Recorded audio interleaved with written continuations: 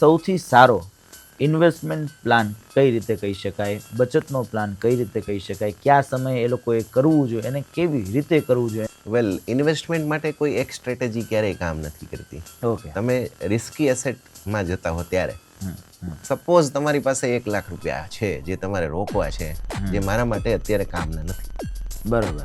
તો 20,000 રૂપિયા છે તમે ઇક્વિટીમાં નાખો, 25-30,000 રૂપિયા ગોલ્ડમાં નાખો, તમે એફડી કરી શકો. આવી રીતે તમે ડાયવર્ટ કરો બધું. તો આ બધાથી તમને જે રિટર્ન મળશે ને એન્યુઅલાઇઝ આઈ થિંક કે 15-20% આજુબાજુ આવે, જે માર્કેટ રેટ કરતાં સારું છે, કારણ કે માર્કેટમાં 6% ચાલે છે.